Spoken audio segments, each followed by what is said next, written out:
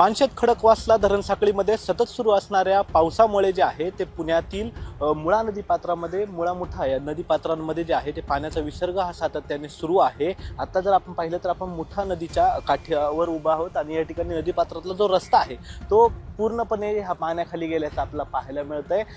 पुण्यातील प्रसिद्ध असा बाबा भिडे पूल जो आहे तो देखील पाण्याखाली आहे, त्यामुळे डेक्कन आणि पेठ भागाचा जो संपर्क आहे तो दुपारपासून बंद आहे। मात्र हे जे पाणी सोडण्यात आलेलं आहे खडकवासला धरणातून ते दुपारी साधारणतः 26,000 क्युसेकने पाणी सोडण्यात आलं होतं आणि त्यानंतर पाऊस जो आहे तो धरण क्षेत्रामध्ये जास्त सातत्याने होत असल्यामुळे ते पाण्याचं प्रमाण जे आहे ते वाढवण्यात आलं आणि आता जवळपास 29,000 क्युसेकने जो आहे तो पाण्याचा पुरवठा विसर्ग जो आहे तो या नदीपात्रामध्ये सुरू आहे। आपण जर पाहिलं तर जी वाहनं आहेत ही पार्क केली होती, ती वाहनं अक्षरशः पाण्याखाली गेल्याचं आपल्याला पाहायला मिळतं। त्या वाहनांमध्ये संपूर्ण पाणी शिरल्याचं पाहायला मिळतं। यामध्ये जे प्रवासी होते त्या प्रवाशांना देखील सुरक्षित इथल्या नागरिकांनी आहे ते बाहेर काढलेलं आहे।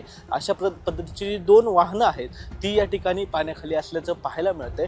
ज्यावेळी पाणी सोडलं जातं त्यावेळी नागरिकांना जे आहे ते आव्हान केलं जातं प्रशासनाकडून की अशा स्वरूपात जर कोणाची वाहने असतील किंवा काही वस्तू असतील त्या नदीपात्रातून बाजूला करा।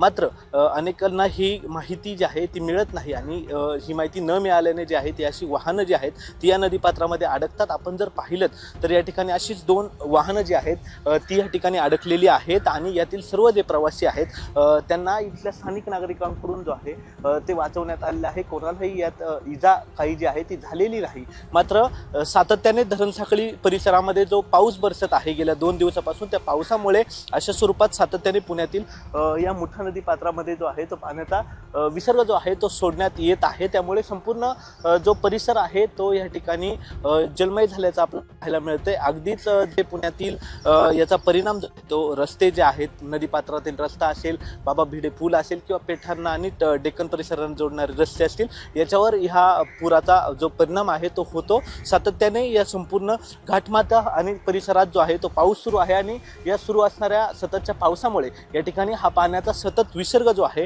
तो या नदीपात्रात केला जातोय आणि त्यामुळे अशा स्वरूपाची परिस्थिती जी आहे ती निर्माण होते। काल जर आपण पाहिलं तर सातत्याने अशा स्वरूपात जो पाऊस सुरू होता त्यामुळे 21,000 क्युसेकने जे आहे ते पाणी या ठिकाणी सोडण्यात आलं होतं। सकाळी जर पाहिलं तर 26,000 आणि आता जर पाहिलं तर जवळ 29,000 क्युसेकने जे आहे तो खडकवासला धरणातून विसर्ग जो आहे तो पाण्याचा सुरू आहे आणि त्यामुळे या संपूर्ण परिसराला जो आहे तो या ठिकाणी अशा स्वरूपात पाण्याचा विळखा जो आहे तो पडल्याचं आपल्याला पाहायला मिळतंय। अगदी संपूर्ण जे नदीचं पात्र आहे नदीच्या पात्रासोबत जो नदीपात्रातील रस्ता आहे तो दुथडी बनून वाहत असल्याचं आपल्याला पाहायला मिळतंय आणि अशा स्वरूपातील ज्या नागरिकांनी या ठिकाणी पार्क केली होती किंवा जे नागरिक या ठिकाणी होते त्यांची वाहनं आता पाण्यात अडकल्याचं आपल्याला पाहायला मिळतंय आणि संपूर्ण जी नदी आहे ती पात्र सोडून वाहताना आपल्याला पाहायला मिळते। सोबतच सातत्याने जर अशा स्वरूपाचा पाऊस जर ह्या धरण साखळी क्षेत्रात जर होत राहिला किंवा घाटमाथा परिसरात होत राहिला तर अशा स्वरूपाची जी परिस्थिती आहे ती या ठिकाणी असेल अशी माहिती जी आहे ती प्रशासनाकडून देण्यात येते। सध्या तरी या ठिकाणी पाण्याचा विसर्ग जो आहे तो कमी करण्यात येईल अशा स्वरूपाची माहिती प्रशासनाकडून उपलब्ध होत आहे। मात्र आता तरी सध्या पुण्यातील या नदीपात्रामध्ये जो आहे तो पाण्याचा प्रलय आपल्याला पाहायला मिळतो। कॅमेरामन विक्रांत चव्हाणसह प्रथमेश तांबे, LS मराठी, पुणे।